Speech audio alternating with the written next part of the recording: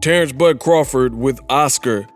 I do believe De La Hoya and B-Hop at the Golden Boy headquarters. What does this mean? That's what I want to talk about in this video. What up, Fight World? It's your boy Ego, and I'm back with some more boxing. Subscribe. Oscar De La Hoya posted this. He says, the best pound-for-pound fighter on the planet. He tagged him, Terence Crawford, stopped by Golden Boy headquarters this morning. My partner, Bernard Hopkins, and I making big moves.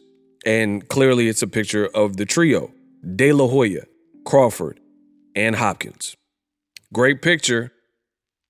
Some people are shaking their head. Hey, why is Terence Crawford randomly at Golden Boy?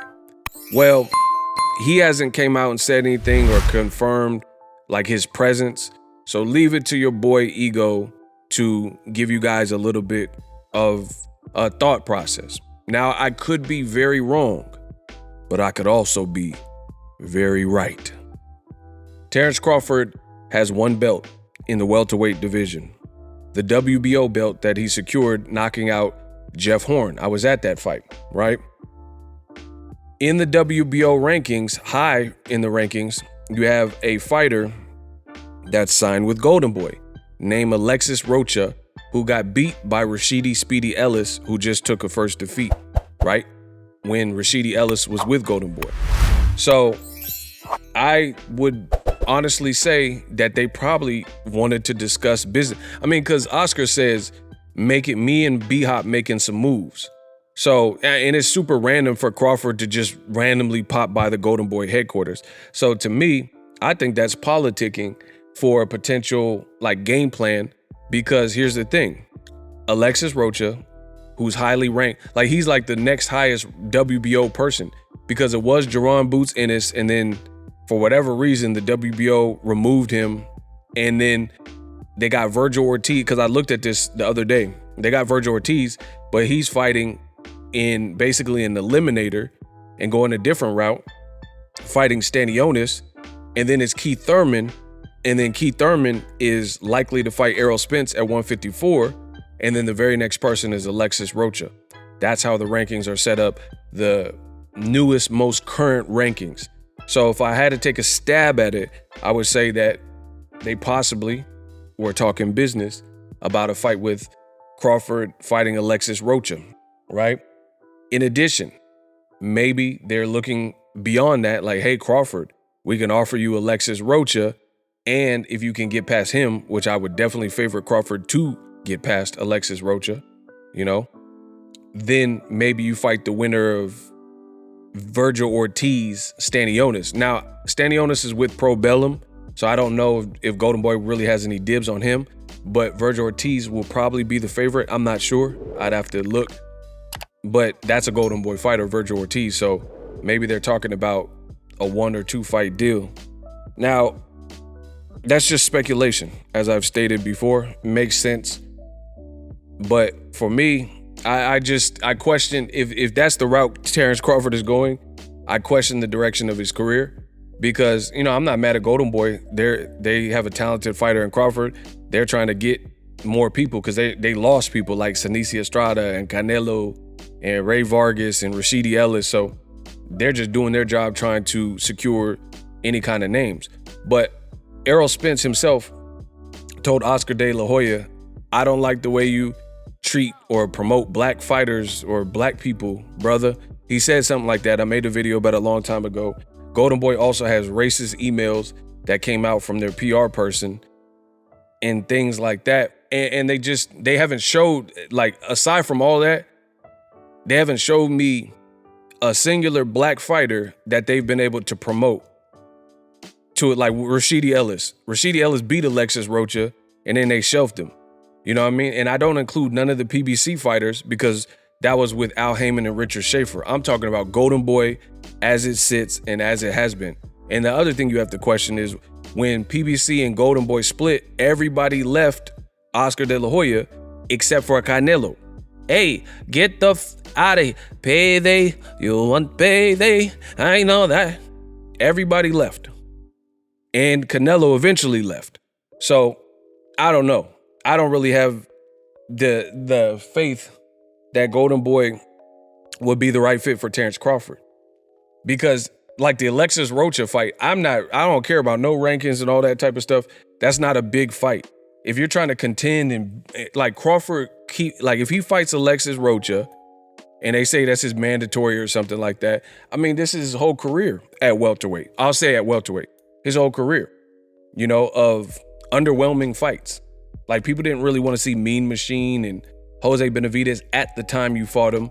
Amir Khan at the time you fought him. Sean Porter at the time you fought him. That was maybe the best one, but still, he was on a 400-day layoff off of Sebastian Formella. Then I know for a fact they didn't want to see David Evanesian, and then that flop. So it's like, if this theory or this suggestion is any bit of truth to it, then a Crawford versus Alexis Rocha fight is not a big draw to me, and it's just people are gonna question, like you keep saying you want Errol Spence and calling out PBC fighters like Charlo and things like that. So if you do any business with Golden Boy, that's the complete opposite of running towards those names that you're ever so mentioning, the Charlos and the Errols of the world. And it just seems like to me, Errol Spence, Charlo, and other guys, 47-54, Al Heyman got that on lock. They got a better playground for Crawford. So Golden Boy, they can offer probably 2 names and then what? So it's just, it's weird. It's weird. But this could just be a friendly photo op. This is all kind of forward thinking. But so far with Crawford, his moves, this is not out of the realm of possibilities. If you got, it's like to catch a criminal, if you're a detective, to catch a criminal, you got to think like a criminal. And to be honest, Crawford acts like PBC is the devil and they're out to get him. And, he wants his way and he wants almost to be the A side, even though he's B side Bud and things like that. So to me, this move seems in line with how Crawford thinks and how he showed you he thinks based on his interviews and things like that. So we'll see. We'll see what manifests. Let me know if you have any interest in Crawford versus Alexis Rocha. If that fight were to take place, drop that in the comment section.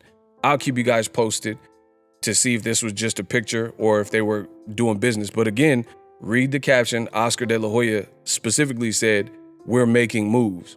And it's super random that Crawford would just go to the Golden Boy headquarters in LA randomly. So there could be some business that is being looked at. Me, I'm not personally really interested in the Rocha fight. No offense to either. That's just my personal opinion. Let me know what you guys think. Drop your thoughts in the comment section because I'm the best in the business. And I'm out. Introducing Super Thanks.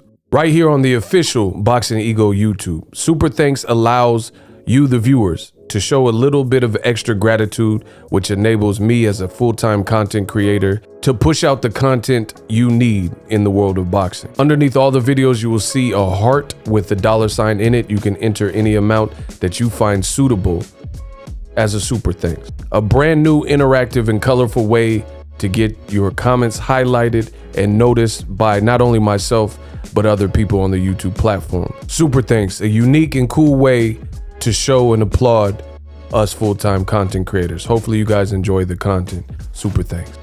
The future is now. The Hibernation 5s by Kenichi BLAIR.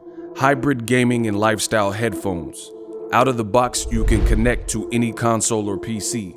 Bluetooth ready with a low latency USB adapter, color RGB, and extreme bass mode. The Hibernation 5s adjust to you.